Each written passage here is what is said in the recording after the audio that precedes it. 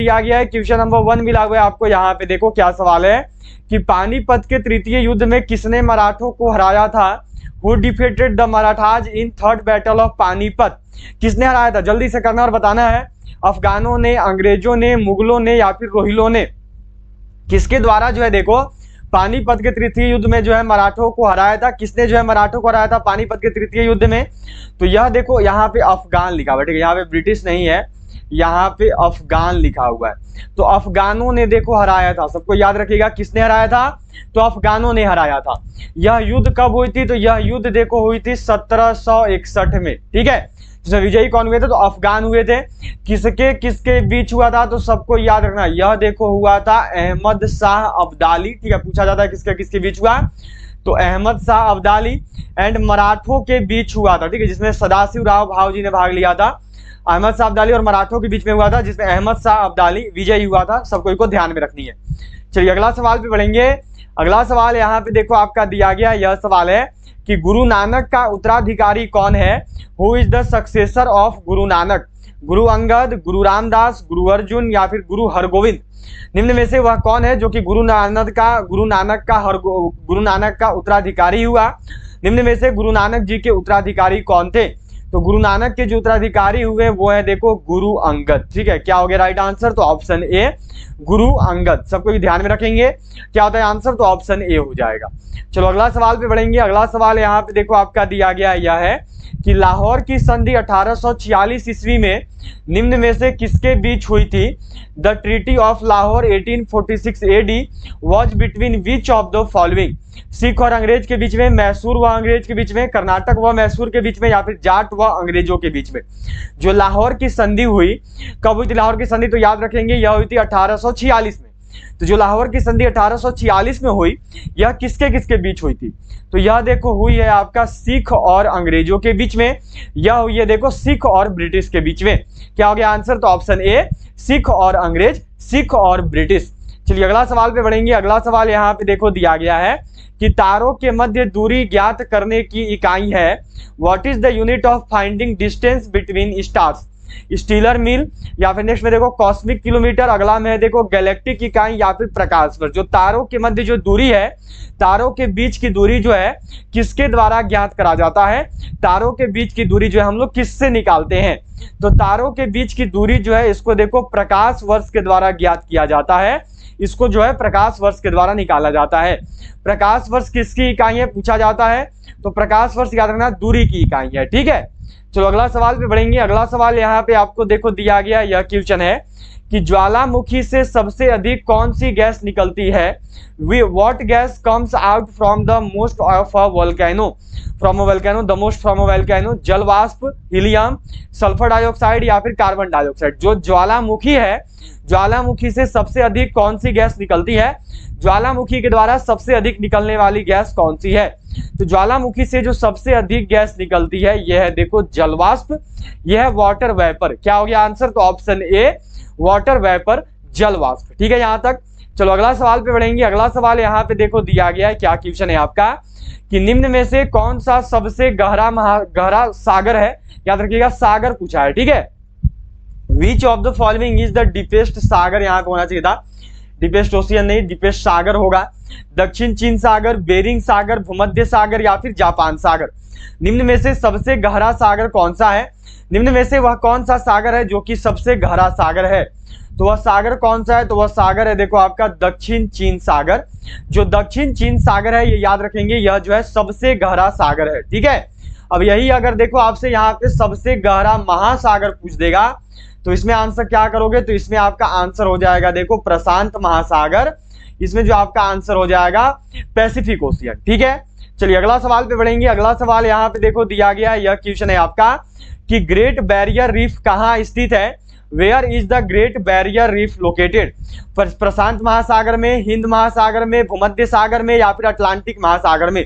जो great Barrier reef है यह कहाँ पे स्थित है, जो ग्रेट बैरियर रीफ है यह कहाँ पे है। जल्दी से करना और सबके बताओगे, देरी नहीं करोगे। जो ग्रेट बैरियर रीफ है यह कहाँ पे है, तो जो ग्रेट बैरियर रीफ है यह देखो आपका स्थित है प्रशांत महासागर में।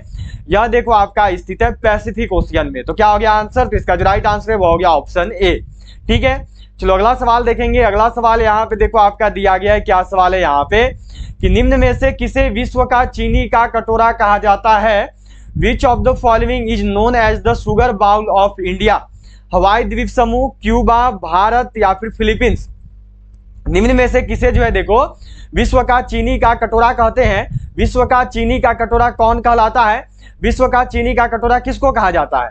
तो विश्व का चीनी का कटोरा जो है यह देखो क्यूबा को बोलते हैं। सबको को ध्यान में रखना है, विश्व का चीनी का कटोरा कौन है? तो वह क्यूबा होता है। ठीक है, चलिए यहाँ पे याद रखिएगा, यहीं पर मानो आपसे पूछा जाएगा, पूछा जाता है, बहुत बार आया हुआ भी है इंडियन आर्मी में, पिछला 2 साल से लगातार आया है, 2019 और 2020 में अलग अलग यारों में देखो पूछा जाता है कि भारत का चीनी का कटोरा किसे कहते हैं? ठीक है, who is known as sugar bowl of India? Bharat का चीनी का कटोरा किसे कहते हैं? Who is known as the sugar bowl of India? तो भारत का चीनी का कटोरा जो है यह देखो कहा जाता है उत्तर प्रदेश को, यह देखो कहते हैं यूपी को। ठीक है, यहाँ पे सबको ध्यान में रखिएगा। चलिए अगला सवाल देखेंगे। अगला सवाल यहाँ पे देखो आपका दिया गया है, यह क्वेश्चन है आपका कि विश्व के किस देश में सर्वप्रथम जल विद्युत की स्थापना की गई? In which country of the world was the first hydro power established? रूस या फिर संयुक्त राज्य अमेरिका या फिर फ्रांस या फिर भारत? विश्व के किस देश में जो है देखो सर्वप्रथम जल विद्युत की स्थापना की गई? सर्वप्रथम जो जल विद्युत की स्थापना हुई है यह किस देश में हुई है? तो सर्वप्रथम जो जल विद्युत की स्थापना हुई है यह देखो हुई है फ्रांस में। ठीक है, सबको याद रखेंगे क्या होगा आंसर? तो इसका जो राइट आंसर यह हो जाएगा देखो ऑप्शन सी, फ्रांस। ठीक है, फ्रांस वालों का जो आंसर है सही आया है। किस देश में सर्वप्रथम जल विद्युत की स्थापना हुई? तो फ्रांस में। बहुत बढ़िया। चलो अगला सवाल पे बढ़ेंगे। अगला सवाल यहाँ पे देखो आपका दिया गया यह क्वेश्चन है कि सर्वाधिक बोले जाने वाली भाषा है मोस्ट स्पोकन लैंग्वेज? चीनी, अंग्रेजी, बंगाली या फिर स्पेनिश? सर्वाधिक बोले जाने वाली भाषा कौन सी है? निम्न में से वह कौन सी है जो कि सर्वाधिक बोली जाती है? सर्वाधिक बोले जाने वाली भाषा कौन सी है? जल्दी से करना और बताना। सर्वाधिक रूप से किस भाषा को बोला जाता है? तो यहाँ पे देखो चाइनीज लिखा हुआ है। ठीक है, चीनी नहीं है, यह जो है देखो आपका चाइनीज लिखा हुआ है। ठीक है, सर्वाधिक बोले जाने वाली भाषा कौन सी है? तो वो है देखो आपका चाइनीज। सबको याद रखेंगे, सर्वाधिक रूप से जो भाषा बोली जाती है वो है चीनी, वो है चाइनीज। ठीक है, चलिए अगला सवाल पे बढ़ेंगे। अगला सवाल यहाँ पे देखो आपको दिया गया यह क्वेश्चन है कि भाषाई आधार पर राज्यों का पुनर्गठन किस वर्ष किया गया था? In which year the states were fully formed on linguistic basis? 1947, 1951, 1956 या फिर 1966? भाषाई आधार पर जो राज्यों का गठन है यह किस वर्ष में किया गया? भाषाई आधार पर जो राज्यों का गठन है यह किस वर्ष में हुआ है? तो भाषाई आधार पर जो राज्यों का गठन है यह देखो हुआ है 1956 में। क्या होता है आंसर? तो ऑप्शन सी, 1956। चलो अगला सवाल देखेंगे। अगला सवाल यहाँ पे है देखो क्या क्वेश्चन है कि भारतीय संविधान में कितने मूल कर्तव्यों का उल्लेख है? How many fundamental duties are mentioned in Indian constitution? 8, 10, 11 या फिर 12? चलो करना और सबको बताना कि जो भारतीय संविधान है, भारतीय संविधान में कुल कितने मूल कर्तव्यों का उल्लेख है? जल्दी से करना और बताना है, सभी लोग करेंगे और बताएंगे भारतीय संविधान में कुल कितने मूल कर्तव्य हैं। तो जो भारतीय संविधान है इसमें देखो कुल 11 मूल कर्तव्य हैं। क्या होता है आंसर? तो ऑप्शन सी, 11। ठीक है, चलो अगला सवाल पे बढ़ेंगे। अगला सवाल यहाँ पे देखो दिया गया है, क्या क्वेश्चन है आपका? यह सवाल है कि महिलाओं को मताधिकार देने वाला विश्व का प्रथम देश कौन सा है? Which of the first country, which is the first country in the world to give women the right to vote? Japan, Australia, New Zealand या फिर कोलंबिया? महिलाओं को मताधिकार देने वाला देश कौन सा है? किस देश के द्वारा जो है देखो महिलाओं का मताधिकार दिया गया? सर्वप्रथम जो है विश्व में प्रथम बार जो है किस देश ने महिलाओं को वोट देने का अधिकार दिया? तो वह देश कौन सा है? तो वह देश है देखो आपका न्यूजीलैंड। क्या हो गया आंसर? तो इसका जो राइट आंसर है यह हो गया देखो ऑप्शन सी, न्यूजीलैंड। ठीक है, चलो अगला सवाल पे बढ़ेंगे। अगला सवाल यहाँ पे देखो दिया हुआ है, यह क्वेश्चन है कि ऑल इंडिया रेडियो की स्थापना किस वर्ष में हुई थी? In which year All India Radio was established? 1947, 1950, 1927 या फिर 1936? किस वर्ष जो है देखो ऑल इंडिया रेडियो की स्थापना की गई? जल्दी से करना और बताना, देरी नहीं करोगे। ऑल इंडिया रेडियो की स्थापना किस वर्ष में हुई है? जल्दी से करेंगे और सभी लोग यहाँ पर बताएंगे क्या होगा। तो जो ऑल इंडिया रेडियो है किस वर्ष में स्थापित हुई है? तो यह देखो स्थापित हुई है 1936 में। ठीक है, कुछ का सही गया है, कुछ का गलत भी गया है। 1936 राइट आंसर होगा। ठीक है, सबको ध्यान में रखेंगे कब किया गया है? तो 1936 में किया गया है। चलो अगला सवाल पे बढ़ेंगे। अब यहाँ से देखो आपका साइंस शुरू हो रहा है। ठीक है, क्या दिया हुआ है कि जेबी डनलप ने किसका आविष्कार किया था? What was invented by JB Dunlop? हवाई जहाज, कार, रबर टायर या फिर रबड़ के जूते। देखो आज जो है ना जीके का आपको 14 क्वेश्चन ही था, ठीक है। जीके का 14 क्वेश्चन था, एक क्वेश्चन जीके का ऐड नहीं हो पाया पीडीएफ बनाते वक्त, तो जीके का 14 क्वेश्चन था। यहाँ से आपका देखो साइंस शुरू हो जा रहा है, ठीक है। अब यहाँ से आपका जीएस शुरू हो रहा है, जीएस का टोटल क्वेश्चन है, मैथ का भी टोटल क्वेश्चन है, रीजनिंग का भी टोटल क्वेश्चन है।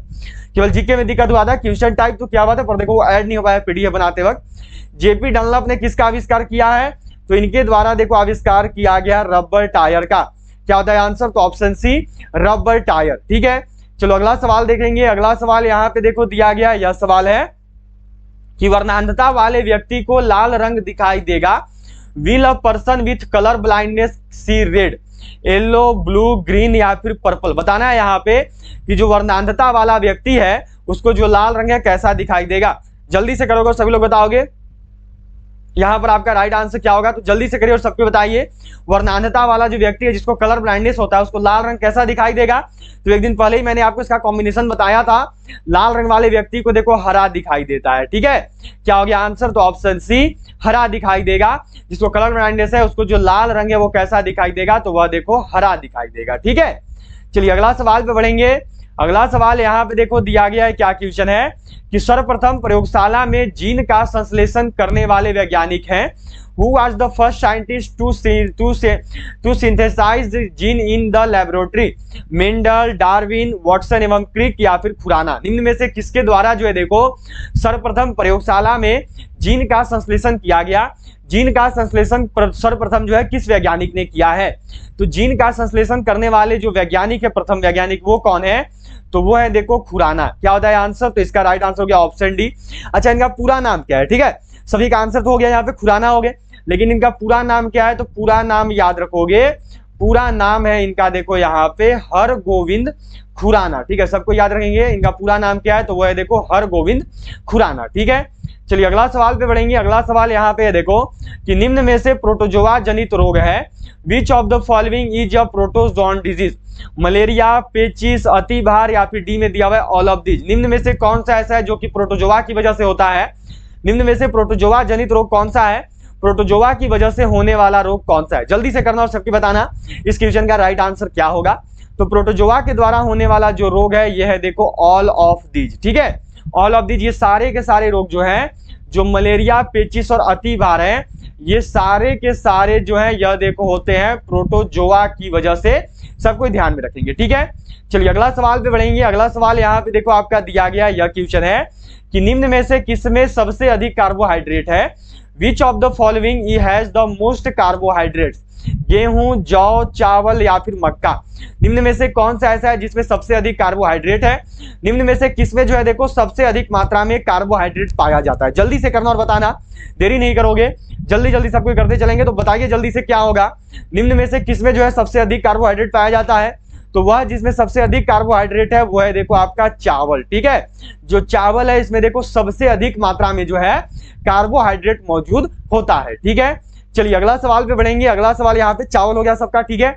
चलो अगला सवाल दे रहा हूं, जल्दी से करना और बताना है। यहाँ पे अगला सवाल आपको देखो दिया गया है कि दुधारू का धवल रंग निम्न में से किसकी उपस्थिति के कारण होता है? The white colour of milk is due to the presence of which of the following? Lactose, albumin, carotene या फिर कैसिन? जो दुधारू, सिंपल सा भाषा में देखोगे तो इसको दूध भी लिख देगा, ठीक है। दूध का जो धवल रंग है, हल्का पीला और व्हाइट जो होता है, दूध का जो धवल रंग है वह निम्न में से किसकी उपस्थिति के कारण होता है? जल्दी से बताओगे यहाँ पे इस क्वेश्चन का राइट आंसर क्या है। तो दूध का जो धवल रंग है यह देखो होता है कैसीन की उपस्थिति की वजह से। क्या हो गया आंसर? तो ऑप्शन डी कैसीन, ठीक है। चलिए अगला सवाल पे बढ़ेंगे। अगला सवाल यहाँ पे देखो दिया गया है, क्या सवाल है कि रानीखेत रोग किसमें पाया जाता है?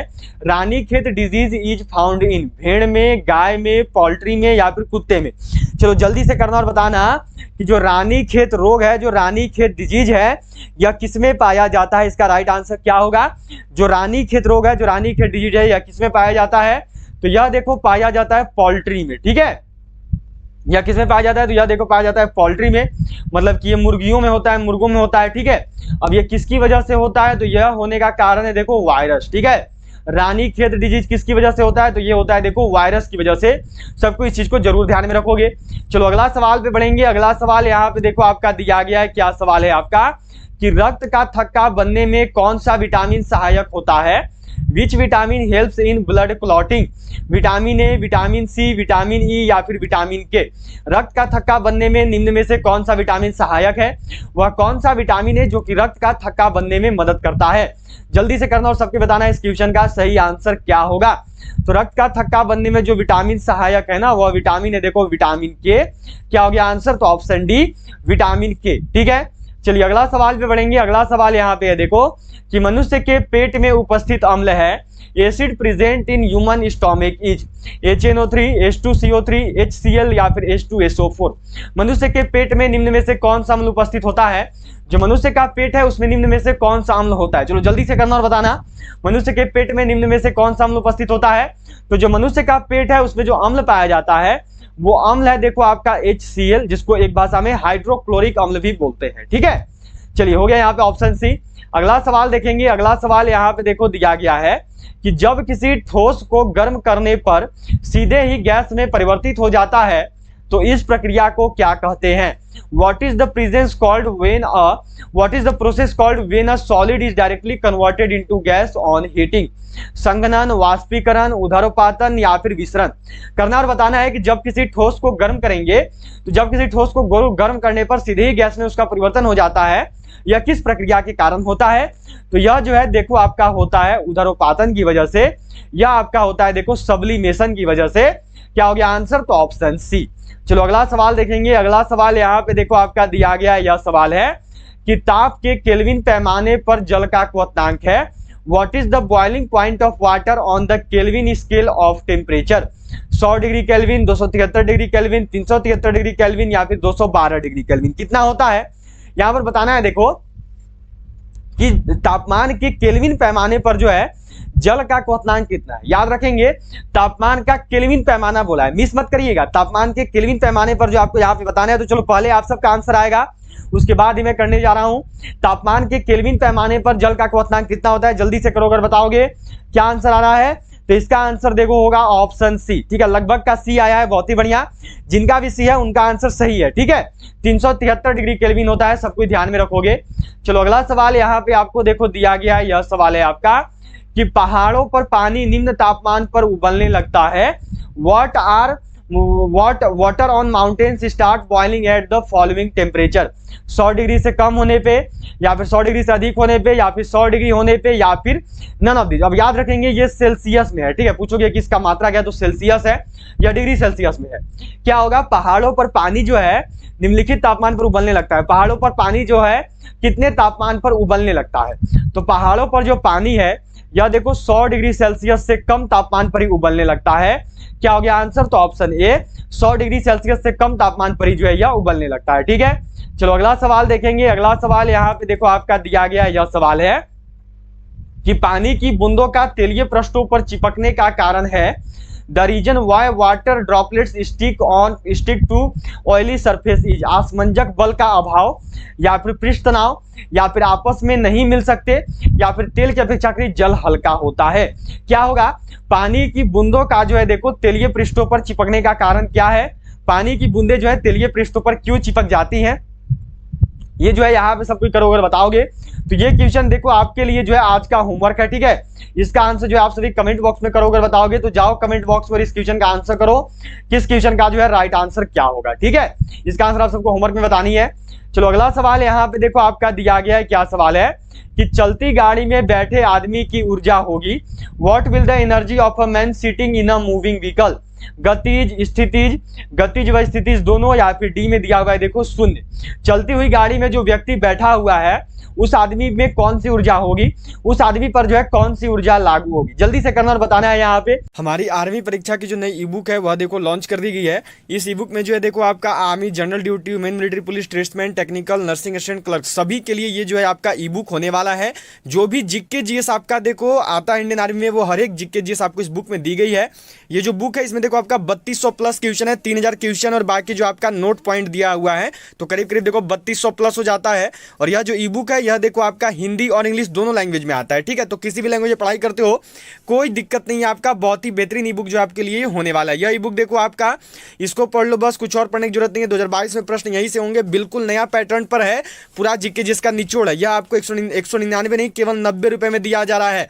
स्पेशल ऑफर के अनुसार केवल आपको भी 90 रुपए में मिल रहा है। खरीदने के लिए आपको क्या करना है, तो यह देखो जो ये नंबर दिख रहा है, इस नंबर पे जो आपको फोन पे, पेटीएम या फिर गूगल पे यूज करते हुए पेमेंट कर देना है। और पेमेंट करने के बाद जो है देखो आप सब इसी नंबर पे जो है पेमेंट का स्क्रीनशॉट सेंड कर देना। उसके बाद यह जो ई बुक है, यह ई बुक आपको 1 मिनट के अंदर जो है सेंड कर दी जाएगी। और देखो उसके साथ साथ हमारी जो है इस ई बुक में जो जो टॉपिक दिए गए वह टॉपिक है देखो आपका प्राचीन भारत, मध्यकालीन भारत, आधुनिक भारत, विश्व इतिहास, विश्व का भूगोल, भारत का भूगोल, संविधान, अर्थशास्त्र, फिजिक्स, केमिस्ट्री, बायोलॉजी, कंप्यूटर, खेलकूद, जनजाति, फुल फॉर्म। देखो सबसे बेहतरीन बात तो यह है कि यह जो ई बुक है, यह ई बुक आपका टॉपिक वाइज आता है। और जीके जिस पढ़ने का सबसे अच्छा तरीका ये है कि उसको टॉपिक वाइज पढ़ो। तो बहुत ही अच्छी किताब है, सभी लोग जरूर बाय कर लेंगे, सभी लोग हमारी इस ई बुक को जरूर ले लेंगे। देखो 2 ई बुक है, एक जो ई बुक है यह आपका जीके जीएस के लिए जो कि 3200 क्वेश्चन के साथ आती है, यह 90 रुपए की है। दूसरी जो ई बुक है यह देखो जीडी वुमेन मिलिट्री पुलिस और ट्रेड्समैन के लिए है। अभी इस ई बुक में आपका 15 मॉडल टेस्ट पेपर और 5 ओरिजिनल पेपर दिया गया है। और यह भी आपका हिंदी इंग्लिश दोनों में है। 2022 के नया पैटर्न पर यह ई बुक है। और यह देखो आपका 75 रुपया का है। इसको भी खरीदने के लिए वही करना है, इसी नंबर पर जो है देखो इस नंबर पर पेमेंट कर देना है। और फोन पे, पेटीएम, गूगल पे करके आप स्क्रीनशॉट इसी नंबर पर सेंड कर देना। देखो अगर तो अलग अलग लोगे तो 90 और 75 होता है 165, लेकिन अगर साथ में लोगे तो आपको देना है 155 रुपए। और 155 रुपए देकर जो है आप देखो इन दोनों ई बुक को ले सकते हैं मात्र 155 रुपए में। तो बेहतरीन ई बुक है इंडियन आर्मी की 2022 में होने वाली आर्मी परीक्षा के लिए। तो सभी लोग जरूर बाई कर लेना, सभी लोग जरूर बाई कर लेना, ले लेना मात्र 155 रुपए में। तो चलती गाड़ी में बैठे हुए आदमी पर जो ऊर्जा लागू होती है वह ऊर्जा है देखो गतिज व स्थितिज दोनों, ठीक है। गतिज व स्थितिज दोनों मतलब कि बोथ काइनेटिक एंड पोटेंशियल दोनों एनर्जी जो है यह देखो चलती गाड़ी में बैठे हुए आदमी पर लगती है। चलिए अब जो है यहाँ पे आपका 30 नंबर सवाल है, ठीक है। यह देखो दिया गया है कि बम को अचानक, ये बस है, ठीक है, यहाँ पे बस लिखा हुआ है, बस को अचानक चलने पर उसमें बैठे यात्री पीछे की ओर गिर पड़ते हैं। यह उदाहरण निम्न में से किसका है? वेन ऑफ बस, ठीक है, यहाँ पे बस लिखा हुआ है, ये मिस्टेक हुई है, ठीक है। When of bus is suddenly fire, when of bus is suddenly started, ठीक है, यहाँ पे suddenly started, the passenger sitting in it falls backward, then is an example of which of the following. किसका है? विराम जड़त्व का है, गति का जड़त्व है, दिशा का जड़त्व है, या फिर डी में दिया हुआ है नन ऑफ दीज। क्या होगा? देखो बस यदि अचानक चल पड़ेगा तो जो व्यक्ति बैठे हुए होते हैं वो पीछे की ओर गिर पड़ते हैं। यह किस कारण से होता है? तो यह देखो होता है विराम की जड़त्व की वजह से। यह देखो इनर्शिया ऑफ पॉज है, यह जो है विराम की जड़त्व की वजह से होता है, ठीक है। अब देखो यहाँ पर जो आपको जीके का 15 क्वेश्चन करवा दिया गया है, जीएस का भी जो है 15 क्वेश्चन करवा दिया गया है, ठीक है। तो अब हम लोग बढ़ेंगे, देखो मैथ का 15 क्वेश्चन करेंगे और उसके बाद रीजनिंग का 15 क्वेश्चन करेंगे। तो चलिए बढ़ते हैं मैथ के क्वेश्चन की ओर। सब कुछ अपना अपना पेन कॉपी तैयार कर लोगे, ठीक है, देरी नहीं करोगे, जल्दी जल्दी जो है सब कुछ करते चलेंगे, ठीक है। चलिए यहाँ पे आपका दिया हुआ है, देखो क्वेश्चन नंबर 1 है, ये है देखो कि ए किसी कार्य को 48 दिन में कर सकता है। यदि बी की कार्य क्षमता ए से 50% अधिक है तो उसी कार्य को बी कितने दिन में करेगा? चलो जल्दी से करना और बताना है यहाँ पे क्या होगा राइट आंसर। तो ए पूरा कार्य कितने दिन में कर रहा है, ठीक है। ये देखो ए जो है पूरा कार्य कितने दिन में कर रहा है, तो जो ए है ये पूरा कार्य आपका कर रहा है देखो 48 दिन में, ठीक है। यहाँ पर अब आपसे क्या बोला है कि बी पूरा कार्य कितने दिन में करेगा? बी का पूरा कार्य आपको यहाँ पे निकालना है। तो देखो निकालने का एक बेसिक सा तरीका होता है, टोटल देखो कितना परसेंट होता है किसी का भी, मानो कितना पोटेंशियल एनर्जी कितना होता है किसी का भी, तो 100% होता है कि हाँ वह 100% है, ठीक है। या फिर इसको देखो डायरेक्टली भी कर सकते हो कि 48 का 150% कर दो, आपको जो आंसर है वो मिल जाएगा। या फिर ऐसे भी हो सकता है देखो कि यहाँ पे टोटल मानो उसका पावर है 100% का, ठीक है, अभी वो 50% और ज्यादा कर दे रहा है क्योंकि 50% उसका जो है कार्य क्षमता अधिक है। तो ये आ गया देखो यहाँ पे 150 बटा में, और गुना में आपका जो टोटल कार्य जिसका लग रहा है उसको लिख दो, ठीक है। 48 हो गया। अब देखो 0 से 0, 5 से 2 बार में, 5 से 3 बार में, अब 3 से ये कितनी बार में कट होगा? तो यह देखो 16 बार में, मतलब कि 16 दुना कितना हो गया? तो ये 32, वह 32 दिन में जो इस कार्य को पूरा कर देगा। क्या हो गया आंसर? तो ऑप्शन बी। कैसे किया? तो देखो टोटल किसी का क्षमता होता है 100% का, बाई में जो टोटल क्षमता उससे जितना अधिक है तो 50% अधिक है, मतलब कि ये 150 हो गया, और गुना में जितने दिन में वह पूरा कर रहा है उसका अपोजिट वाला, तो 48 दिन में पूरा कर रहा था। तो आंसर क्या आ गया हमारा? तो ये हो गया ऑप्शन ए 32 डेज, ठीक है, 32 दिन। चलिए अगला सवाल यहाँ पे आपको देखो दिया गया है कि किसी आयताकार क्षेत्र की लंबाई तथा चौड़ाई का अनुपात 4:3 है। यदि आयताकार क्षेत्र का परिमाप 70 मीटर हो तो उसकी चौड़ाई क्या होगी, यह जो आपको यहाँ पे बतानी है। तो हम लोग क्या करेंगे, देखो सबसे पहले एल इक्वल टू लिख लेंगे। तो एल देखो इसको मान लिया, एल इसको मान लिया, बी इसको मान लिया, ठीक है। तो लंबाई एल बराबर कितना हो गया, तो ये हो गया देखो 4x, और बी बराबर चौड़ाई बराबर कितना हो गया, तो ये हो गया देखो 3x। क्या दिया हुआ है, आयताकार क्षेत्र का परिमाप, परिमाप बराबर फॉर्मूला क्या होता है, तो ये होता है देखो 2 इंटू एल प्लस बी। परिमाप कितना है, तो वो है देखो 70 मीटर, ठीक है। परिमाप 70 मीटर है। अब क्या हो गया, तो ये हो गया देखो 2 इंटू 4x प्लस में 3x इक्वल टू में आ गया आपका 70। कितना हो गया, तो अब हो गया देखो ये आपका 2 इंटू 7x इक्वल टू में यहाँ पे 70, ठीक है। यहाँ तक कितना आ गया, तो ये हो गया देखो आपका 14x बराबर में 70। 14 से जब 70 को कट करोगे देखो 5 बार में कट हो गया, तो आपका आएगा x इक्वल टू 5, ठीक है। यहाँ तक पूछा आपसे चौड़ाई, चौड़ाई का वैल्यू कितना है, ये है 3x, मतलब कि 3 गुना 5, तो ये कितना आ गया, तो ये आ गया देखो 15 मीटर। इसका राइट आंसर कितना हो गया, तो ये हो गया देखो ऑप्शन ए 15 मीटर। हो गया होगा सबका यहाँ तक। चलिए अगला सवाल पे बढ़ेंगे। अगला सवाल देखो यहाँ पे आपका दिया गया, यह क्वेश्चन है आपका। क्या सवाल यहाँ पे देखो आपको दिया गया है, सवाल है यहाँ पे देखो, सबको ही करते चलेंगे, ठीक है। सभी को करना है, कोई भी नहीं छोड़ोगे, सबको जो है करते चलेंगे, किसी से मिस भी नहीं होनी चाहिए, ठीक है।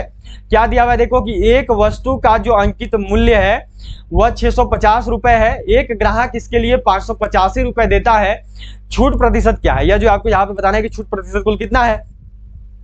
अब देखो यहाँ पे आपका क्या मिला हुआ है, तो यहाँ पर आपको देखो मिला हुआ है सबसे पहले, यह देखो आपको यहाँ पे दिया हुआ है अंकित मूल्य, ये कितना हुआ, तो ये 650 हो गया, ठीक है। अब वो उसको सेल कितने में कर रहा है, अब वो उसको देखो यहाँ पे सेल कितना में कर रहा है, तो वो उसको सेल कर रहा है, ठीक है। देखो बेच कितना में रहा है, तो उसको बेच रहा है देखो वो 585 में, ठीक है। अब आपको यहाँ पे छूट बतानी है कि छूट कितना है, ठीक है। चलो जल्दी जल्दी सबको करते चलना, देरी नहीं करोगे, जल्दी जल्दी सबको करते चलेंगे, ठीक है। छूट बतानी है, तो देखो अंकित मूल्य उसने रखा था 650, पर उसको कितना में वो बेच दिया, तो वह बेच दिया 585 में ही। तो अब उसको कितना रुपया उसने छूट दिया उस व्यक्ति को, तो उसने उसको छूट दिया हुआ है देखो, घटाओगे तो आएगा 65, मतलब कि उसने जो है उसको 65 रुपए का छूट दिया हुआ है। अब यहाँ पे हम लोग क्या कर लेंगे, हम लोग देखो यहीं पर मान लेंगे, माना जो है छूट प्रतिशत इक्वल टू हमने देखो मान लिया है 1, ठीक है। हमने क्या है, तो हम लोग छूट बराबर मानो हमने मान लिया है 1%, ठीक है। छूट हमने कितना होता है, छूट जो हमने मान लिया है 1%। अब आपको क्या दिया हुआ है यहाँ पे देखो, तो वह कितना छूट दे रहा है, तो वह देखो 650 का जो है 1% छूट दे रहा है, और बराबर में वो उसको कितना छोड़ना पड़ रहा है, तो 65 रुपए, ठीक है। उसका मार्क्ड प्राइस कितना है, उसको मार्क किया है 650 पर। अब हमने मान लिया हुआ है छूट कितना, तो 1% का, तो इसका मतलब उसने 650 का 1% छूट दिया, तभी तो उसने 65 रुपए छोड़े हैं अपने प्रोडक्ट पे। तो अब निकाल दो, बेसिक सा बात है, यहाँ पे निकल जाएगा 650 गुना में हो गया आपका देखो x बटा में 100 इक्वल टू में आ गया 65। जल्दी जल्दी सबको कर देंगे, अब क्लियर यहाँ पे कितना होगा, तो अब देखो कितना आ जाएगा, तो x बराबर करोगे तो ये हो जाएगा 65 गुना में आपका यहाँ पर आ गया 100 बटा में हो गया 650। ये देखो 0 से 0 65 से 65, मतलब कि इसका आंसर कितना हो गया, तो ये हो गया देखो 10% का क्या हो गया आंसर। तो इसका जो राइट आंसर क्या हो गया देखो ऑप्शन है। डायरेक्टली भी देख सकते थे कि 650 यदि मार्केट प्राइस और यदि वो 65 रुपए छोड़ दे रहा है, तो इसका मतलब वो 10% का ही छूट दे रहा है, ठीक है। बेसिक सा क्वेश्चन था। चलो अगला सवाल पे बढ़ेंगे। अगला सवाल यहाँ पे देखो आपका दिया गया, यह सवाल है कि किसी संख्या के 30% में से 40 घटाने पर परिणाम 50 आता है, संख्या का मान क्या है, यह जो आपको यहाँ पर बताना है, ठीक है। हमने क्या करना है, तो हमने देखो सबसे पहले मान लेना है संख्या बराबर x। क्या बोला, संख्या का 30%, x का मतलब गुना 30% हो गया देखो 30 बटा में 100 कितना है 40। अब इसमें से घटाते हैं, 30% में से 40 घटा रहे हैं तो कितना आ रहा है, तो 50 आ रहा है, ठीक है। कितना हो गया देखो, अब यहाँ पे 0 से 0 कट गया, तो ये आ गया आपका 3x बाई में 10 माइनस में 40 इक्वल टू में 50, ठीक है। अब क्या करोगे, इसको इधर भेज दो, ठीक है। कितना आ गया देखो, तो ये आ गया 3x बाई में 10 इक्वल टू में 50 है, तो इधर आएगा ये प्लस में 40, इधर माइनस में, तो इधर आएगा प्लस में 50 और 40 हो गया देखो 90, ठीक है। यहाँ तक सभी का। अब क्या हुआ, तो अब देखो हो गया 3x बराबर में, अब ये 10 इधर आ जाएगा, उधर जाएगा तो भाग में, तो उधर गुना में जाएगा, तो उधर हो गया देखो आपका 900। 3 से देखो जो 900 है यह कट हो जाएगा आपका कितना बार में, तो ये कट हो जाएगा आपका देखो यहाँ पे 300 बार में, ठीक है। तो x बराबर कितना आ गया, तो ये आ गया देखो आपका यहाँ पे 300। राइट आंसर कितना हो गया, तो ये हो गया देखो ऑप्शन सी 300 हो गया सबका यहाँ तक। चलिए अगला सवाल पे बढ़ेंगे। अगला सवाल देखो दिया हुआ है, यह क्वेश्चन है कि एक धनराशि ब्याज की किसी राशि दर से 2 वर्ष के लिए साधारण ब्याज पर निवेशित की जाती है। यदि ब्याज पर 4%, यदि ब्याज दर 4% की से बढ़ा दी जाए तो ब्याज 160 रुपए बढ़ जाता है।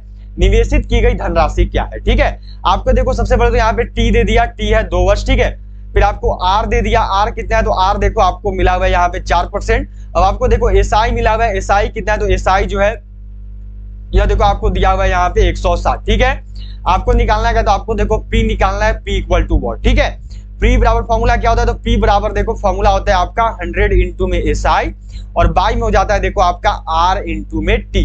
ठीक है, यहाँ पे अब ये देखो ऑप्शन नहीं मैच करेगा तो उसके लिए सॉरी। ठीक है, ऑप्शन देखो चेंज नहीं हो पाया तो इसके लिए सबको सॉरी, ऑप्शन पे ध्यान नहीं देंगे, डायरेक्टली करते चलेंगे। ठीक है, कितना हो गया देखो अब यहाँ पे तो ये हो गया 100 इंटू में एसआई कितना है तो एसआई है देखो आपका 160 बटा में आपका है देखो आर, आर कितना है तो आर है 4, टी कितना है तो टी है देखो 2। ठीक है, यहाँ पे 4 से कट हो गया देखो 40 बार में, 2 से ये कट हो गया 50 बार में। अब कितना आया तो ये हो गया देखो 50 गुना में 40, मतलब कि इसका आंसर कितना होगा तो 50 गुना 40 करोगे तो कितना आ जाएगा तो ये आ जाएगा देखो आपका 2000। राइट आंसर कितना है तो यह हो जाएगा 2000। ठीक है, यहाँ तक सबका 2000 आएगा। आपको पी निकालना था, निवेशित की गई धनराशि निकालनी थी जो लगाई गई है वो 2000 है। ठीक है, हो गया सबका। चलो अगला सवाल पे बढ़ेंगे। अगला सवाल यहाँ पे देखो दिया गया है, यह क्वेश्चन है, सिंपल सा क्वेश्चन है। देखो अंडर रूट में 0.64।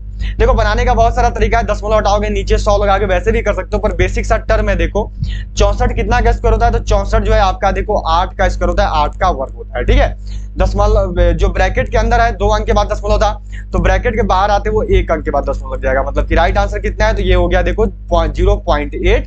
क्या हो गया आंसर तो ये हो गया ऑप्शन सी 0.8। ठीक है, यहाँ तक। चलो अगला सवाल पे बढ़ेंगे। अगला सवाल यहाँ पे देखो दिया गया है, क्या क्वेश्चन है आपका कि पहली 5 प्राकृत संख्याओं के तृतीय घातों की औसत की गणना करें।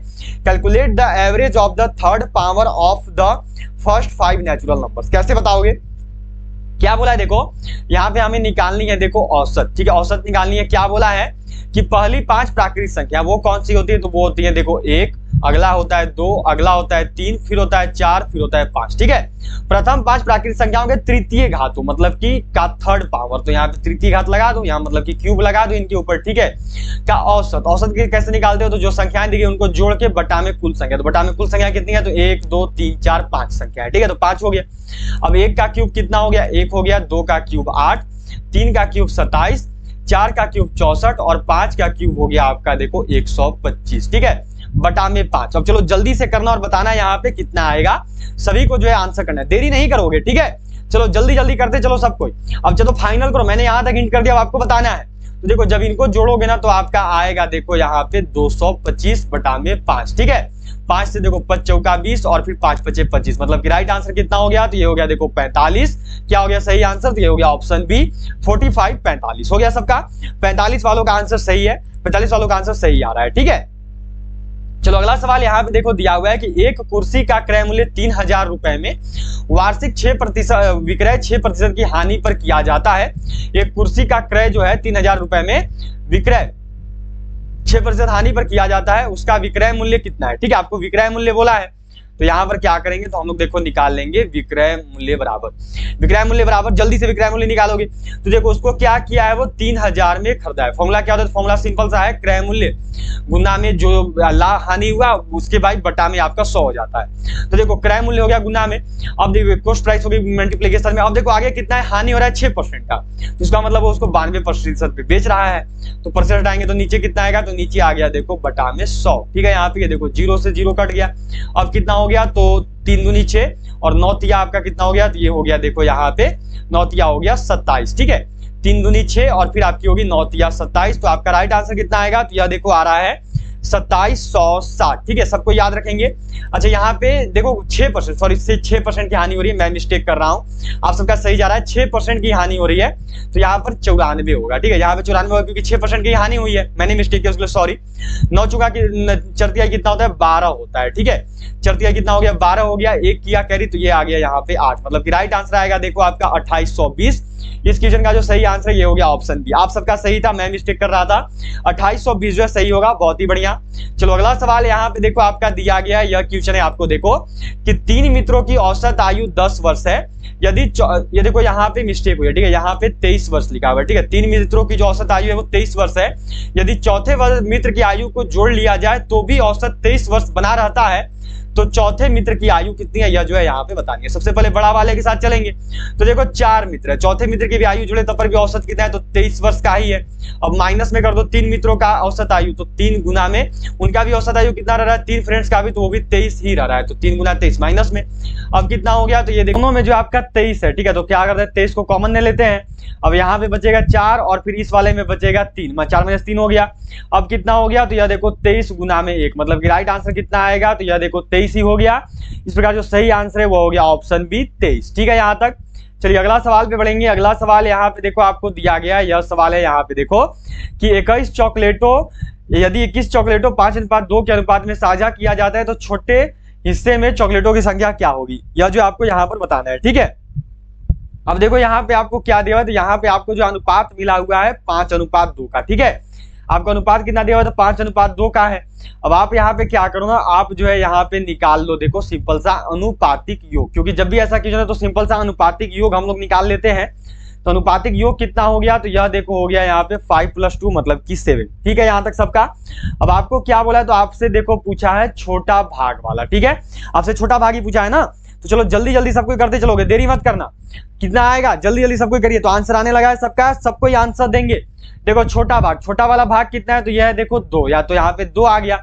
इनका टोटल योग कितना है, तो इनका टोटल योग है देखो 7 का, तो हो गया 2/7। ठीक है, अब गुना में टोटल चॉकलेट कितना है, तो टोटल चॉकलेट है देखो आपका 21, तो 7 से कितने बार में कट होगा, 3 बार में। तो 2/3 कितना आ गया, तो ये आ गया देखो 6, मतलब कि छोटा हिस्सा में कितना चॉकलेट की संख्या है, तो वो है देखो 6। ठीक है यहाँ पे। चलिए अगला सवाल पे बढ़ेंगे। अगला सवाल यहाँ पे देखो दिया गया, क्या सवाल है कि माहिम एक परीक्षा में 175 में से 126 अंक प्राप्त किया, माहिम द्वारा प्राप्त किए गए अंकों का प्रतिशत क्या है। चलो जल्दी से करना और सभी को बताना है, सभी का आंसर आना चाहिए। ठीक है, मिस्टेक नहीं करोगे, सभी लोग जो आंसर बताओगे। ठीक है यहाँ पे चलो कितना है, देखो टोटल अंक कितना है, तो टोटल अंक है देखो 175। इसमें से कितना अंक प्राप्त हुआ है माहिम को, तो 126 अंक। और बदलना है प्रतिशत में, तो सिंपल से क्या करते हैं 100 से गुना कर देंगे। ठीक है यहाँ पे चलिए इतना हो गया। अब देखो 126 बटा में 175 है, देखो जो 100 है वो 25 से 4 बार में, जो 175 है वो 7 बार में कट हो जाएगा 25 से। ठीक है, 7 से ये कितनी बार में, तो 7 एकम 7 और 7 8 56। अब क्या है, तो 18 चौका, 18 चौका करोगे तो कितना आता है, तो 18 चौक हो जाता है देखो आपका 72। 18 × 4 किया, तुम्हारा राइट आंसर कितना होगा, तो ये हो गया देखो 72। इनका 72 है, लगभग का 72 है। बहुत बढ़िया, सभी ने आंसर बिल्कुल सही किया हुआ है, बहुत ही अच्छे। चलो अगला सवाल पे बढ़ेंगे। अगला सवाल देखो यहाँ पे आपका दिया हुआ है, यह क्वेश्चन है। देखो ये क्वेश्चन सही से अरेंज नहीं हो पाई है, तो इसको हम लोग नहीं करेंगे। ठीक है, ये क्वेश्चन जो है सही से अरेंज नहीं हुआ है, इसमें मिस्टेक हुआ है थोड़ा सा ऑप्शन देने में। चलिए अगला सवाल यहाँ पे आपका देखो क्या सवाल है कि राम और श्याम मिलकर किसी काम को 8 दिन में कर सकते हैं, राम उसी काम को अपने आप 12 दिन में कर सकता है, श्याम अकेले उस काम को कितने दिन में समाप्त करेगा। चलो जल्दी से करना और सबको यहाँ पे बताना। तो क्या करेंगे, राम और श्याम का 1 दिन का काम पहले निकाल लो। ठीक है, क्या है यहाँ पे, तो राम प्लस श्याम का 1 दिन का कार्य। ठीक है, राम और श्याम का क्या किया हमने, तो 1 दिन का कार्य लिख लिया। तो टोटल मिला के 8 दिन में था, तो 1 दिन में जस्ट उल्टा 1/8। अब क्या बोला, राम का 1 दिन का कार्य देखो आपको दे दिया है, तो ये भी लिख लो यहाँ पे, राम का 1 दिन का कार्य। ठीक है, ये कितना हुआ, तो राम का 1 दिन का कार्य टोटल कार्य कर रहा है 12 दिन में, तो 1 दिन में हो गया देखो 1/12। अब क्या दिया है कि श्याम अकेले उस काम को कितने दिन में पूरा करेगा, तो यहाँ पर भी वही करो, पहले क्या करो, तो श्याम का 1 दिन का कार्य निकाल लो। ठीक है, पहले श्याम का 1 दिन का कार्य निकाल लो, तो वो क्या हो गया, जो राम प्लस श्याम है, मतलब जो 1/8 है उसमें से माइनस में 1/12 कर दो, आपको आंसर मिल जाएगा। 12 और 8 का एलसीएम देखो होता है 24। ठीक है, 8 से कितनी बार में, 3 बार में, 12 से कितनी बार में, 2 बार में, मतलब कि ये कितने आ गया, तो यह देखो आ गया यहाँ पे 1/24। ठीक है, अब वो कितने समय में उस कार्य को पूरा करेगा, इसका मतलब तो वो उस कार्य को पूरा करेगा 24 दिन में। इसका राइट आंसर कितना हो गया, तो ये हो गया देखो ऑप्शन सी 24 दिन हो गया सबका यहाँ तक। चलो अगला सवाल पे बढ़ेंगे। अगला सवाल यहाँ पे देखो दिया गया, यह सवाल है कि 2 व्यक्तियों की आयु का अनुपात 5:9 है, यदि उनमें से एक की आयु दूसरे की आयु से 40 वर्ष अधिक है तो उनकी आयु का योग कितना है। ठीक है, पहले लिख लेंगे, देखो यहाँ पे मान लेंगे हम लोग, देखो पहले व्यक्ति की आयु। ठीक है, क्या करेंगे, पहले लिख लेंगे, देखो माना हमने पहले व्यक्ति की आयु कितनी है, तो यह है 5x। ठीक है, अगला में क्या है, तो अगला में आपका देखो दूसरा व्यक्ति। ठीक है, तो वो भी लिख लेंगे यहाँ पे, देखो दूसरे व्यक्ति की आयु, तो ये कितनी हो गई, तो ये हो गई देखो 9x। ठीक है यहाँ तक। अब क्या बोला, एक की आयु जो है वो दूसरे से 40 वर्ष अधिक है, मतलब कि एक की आयु दूसरे से 40 वर्ष अधिक है, मतलब कि एक कम है, तो 9x - 5x इक्वल टू में कितना आ गया 40। यहाँ पर कितना हुआ, तो यहाँ पर हो गया देखो 4x बराबर में 40, x इक्वल टू कितना आ गया, तो ये आ गया देखो 10। ठीक है, अभी आपका x का वैल्यू 10 आ चुका है। अब क्या बोला, उनकी आयु का योग। अब आपको यहाँ पर क्या करना है, उनकी आयु का योग निकाल लेना है। तो ये योग बराबर कितना हो गया, तो ये हो गया देखो यहाँ पे 5x प्लस में 9x, तो ये कितना हो गया, तो ये हो गया देखो आपका 14x, मतलब कि 14 गुना में 10, तो ये बराबर में कितना हो गया, तो ये हो गया देखो 140। क्या हो गया सही आंसर, तो ये हो गया देखो ऑप्शन बी 140 हो गया। चलो अगला सवाल पे बढ़ेंगे। अगला सवाल यहाँ पे देखो आपको दिया गया, यह सवाल है कि 12% की छूट के बाद एक खिलौना 132 रुपए में बेचा गया था, खिलौना का अंकित मूल्य क्या है। यह जो है यहाँ पे सबकी करोगे बताओगे, तो चलो जल्दी से करना और सबको यहाँ पर बताना, ठीक है। हमने क्या करना है, देखो हमने यहाँ पर मान लेना है सबसे पहले माना अंकित मूल्य। इसको लिख कर देखो हम लोग क्या करेंगे, हम लोग पहले मान लेंगे। इसको हमने मान लिया देखो x। अब क्या बोला, 12% की छूट मिल रही है, मतलब कि x का मतलब गुना जो अंकित मूल्य है उसका कितना परसेंट वो बेच रहा है, तो 12% का छूट देके वो उसको मतलब कि 88% में बेच रहा है। तो x का 88% हटाएंगे तो नीचे आ गया 100, बराबर में हो जाएगा देखो 132, ठीक है। अब x बराबर जब करोगे ना तो ये हो गया देखो 132 गुना में हो गया 100 और बटा में आ जाएगा यहाँ पे देखो आपका 88। अब चलो जल्दी से आंसर करना, ठीक है, मिस्टेक नहीं करोगे, अभी आंसर करोगे और जल्दी से करोगे, जल्दी कट करके आंसर करो। लगभग सबका आंसर आ ही चुका है, सभी लोग बताने की कोशिश करिए, ठीक है, सब लोग करते चलेंगे। देखो 25 से 4 बार, 4 से देखो 25 बार, 4 से कितना बार में कट होगा, तो 4 से जब इसको कट करोगे तो ये देखो 25 बार में कट हो जाएगा, ठीक है। 4 से जब हमने इसको कट किया तो ये 25 बार में कट हो गया, 4 से जब इसको कट किया तो ये 22 बार में कट हो गया, ठीक है, यहां तक सबका। अब देखो जब 22 से इसको कट करोगे तो 22 से ये कितनी बार में, तो ये 6 बार में कट हो जाएगा, ठीक है। 22 6 132 होता है, और 25 गुना 6 कर दो तो 25 चौका 6 और फिर मतलब कि 2 बार में, तो ये हो गया देखो आपका 150। 25 6 कितना होता है, तो ये होता है 150। क्या हो गया आंसर, तो ये हो गया ऑप्शन सी, सबका लगभग 150 है, बहुत ही बढ़िया। चलो अगला सवाल पे बढ़ेंगे। अगला सवाल यहाँ पे देखो आपको दिया गया यह है कि नीचे दिए गए 5 में से कोई 4 समान है और अपना एक समूह बनाते हैं, कौन सा एक उस समूह के अंतर्गत नहीं आता है। जल्दी से करना और बताना, देरी नहीं करोगे। यहाँ पे इस क्वेश्चन का जो है सही आंसर क्या होगा, देखो नाव, बस, रेलगाड़ी या पहिया, कौन सा ऐसा है जो कि अलग है। तो यहाँ पर सिंपल सी देखने वाली बात है, देखो नाव, बस, रेलगाड़ी सभी अलग है, पर पहिया ये इन तीनों में प्रयोग होता है, तो अलग कौन सा है, तो अलग है देखो आपका पहिया। क्या हो गया आंसर, तो ये हो गया ऑप्शन डी, ठीक है। चलो अगला सवाल पे बढ़ेंगे। अगला सवाल यहाँ पे देखो दिया गया, यह सवाल है आपका, यहाँ पे देखो क्या सवाल है कि यदि COME, क्या लिखा हुआ है देखो, COME को कितना लिख रहा है, तो एक को S लिख रहा है, एक को जो है आपका देखो प्लस लिखता है, M को लिखता है फिर 5 और E को लिखता है 7, ठीक है। अगला में है आपका देखो यहाँ पे DEAL, तो D को लिख रहा है ये परसेंटेज के साइन में, E को लिख रहा है 7, A को लिख रहा है 9 और L को लिख रहा है 4। तो उसी प्रकार आपको यहाँ पे बताना है कि COAL को कितना लिखेगा। तो C का सबसे पहले S आ गया, O का प्लस हो गया, A का कितना है, तो A का देखो 9 हो गया और L का कितना है, तो ये 4 हो गया, मतलब कि S प्लस 9 4। क्या हो गया यहाँ पे राइट आंसर, तो ये हो गया देखो ऑप्शन बी S प्लस 9 4, यह जो है राइट आंसर होगा, ठीक है यहाँ पे। चलो अगला सवाल पे बढ़ेंगे, बी हो गया सही आंसर।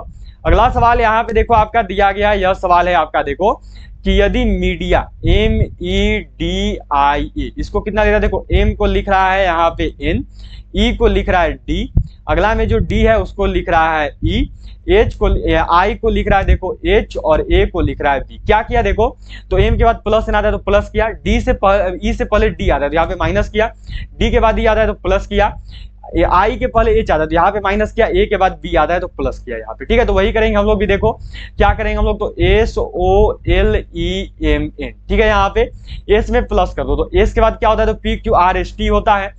अब O में माइनस करो तो O के पहले क्या आता है, N आता है, ठीक है। अब दिया हुआ है देखो L के बाद प्लस करो तो L के बाद क्या होता है, तो GH, L के बाद आता है आपका I, ठीक है। यहाँ पे क्या हो गया, L के बाद आता है M, सॉरी ये L के बाद क्या आ गया, तो M आ गया, ठीक है। TNM, यहीं पे देख सकते हो आपको आंसर मिल भी चुका है, आपका आंसर जो ऑप्शन ए होगा TNM DNM, ये जो है राइट आंसर है, ठीक है। इस क्वेश्चन का जो राइट आंसर है वो क्या हो जाएगा, तो हो जाएगा देखो TNM DNM, ठीक है यहाँ पे। चलिए अगला सवाल पे बढ़ेंगे। अगला सवाल यहाँ पे देखो दिया हुआ है कि यदि कुत्ता बिल्ली है, बिल्ली चूहा है, चूहा चटाई है, चटाई गाय है, तो निम्न में से कौन सा एक जो है यहाँ पे देखो आपका, यहाँ पे आपको बताना है, देखो निम्न में से कौन सा एक है जो कि आपका शाकाहारी जानवर है। यहाँ पे शाकाहारी जानवर बताना है, शाकाहारी निम्न में से कौन सा ऐसा है जो कि, सॉरी शाकाहारी यहाँ पे पूछा जानवर नहीं है, ठीक है। आप सब बताओगे यहाँ पे कि जानवर नहीं है। If a dog is cat A cat is a mouse, a rat is a mat is a cow. Then which one of the following is not a animal? यहाँ पे आपको बताना है कि कौन सा ऐसा है जो कि जानवर नहीं है, इनमें से कौन सा ऐसा है जो कि जानवर नहीं है। यह जो है यहाँ पे आप सब करोगे और बताओगे, मैट, डॉग, रैट या फिर काउ। मैट मतलब याद रखना चटाई होता है, ठीक है। डॉग मतलब आप सब जानते हैं कुत्ता हो गया, रैट मतलब चूहा, काउ मतलब गाय। चलिए बताइएगा सभी क्या होगा। यदि कुत्ता बिल्ली है, बिल्ली चूहा है, चूहा चटाई और चटाई गाय है, तो निम्न में से कौन सा ऐसा है जो कि जानवर नहीं है। तो यहाँ पे जानवर कौन सा नहीं है, तो जानवर देखो नहीं है चटाई, ठीक है। जो चटाई है यह एक जानवर नहीं है। अब चटाई को क्वेश्चन में क्या लिख रहा है, तो चटाई को देखो कोड कर रहा है गाय से, चटाई को जो है गाय बोला जा रहा है। चटाई क्या, तो चटाई गाय है, इसका मतलब यहाँ पे जानवर कौन नहीं है, तो हमारा आंसर हो जाएगा ऑप्शन डी, काऊ गाय, ठीक है। चलिए अगला सवाल पे बढ़ेंगे। अगला सवाल और आज का देखो अंतिम सवाल है। यहाँ पे यह दिया हुआ है देखो कि वर्णमाला श्रृंखला में बाईं ओर से 18वें अक्षर के बाईं ओर कौन सा वर्ण 7वां है। Which letter is the 7th on the left of 18 letters from the left and the left of the alphabet series? J, G, T या फिर K। बताना और करना है कि वर्णमाला श्रृंखला में जो है देखो बाईं ओर से 18वें अक्षर के बाईं ओर कौन सा वर्ण 7वां होता है। तो वह वर्ण कौन सा है, तो वह वर्ण देखो के हो जाता है, ठीक है। ये डायरेक्टली याद करने वाली चीज है, के हो जाता है, मैंने आपको पहले पढ़ा भी रखा है, ठीक है। तो चलो, यदि अभी तक भी क्लास को लाइक नहीं किया तो सबको लाइक बटन जरूर प्रेस कर देना, उसके साथ साथ सबको शेयर जरूर कर देना।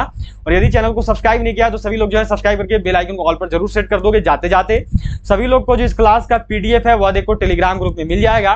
टेलीग्राम ग्रुप से जुड़ने का लिंक है वह नीचे डिस्क्रिप्शन बॉक्स में दिया हुआ है। तो चलिए मिलते हैं आप सब सीधा कल दोपहर 1 बजे जब आएगी हमारी इंडियन आर्मी की जीके जीएस की class. All of you bye, have a good night, sweet dreams. मिलेंगे आपसे सीधा कल दोपहर 1 बजे। तब तक के लिए जय हिंद, जय Bharat, have a good night, sweet dreams.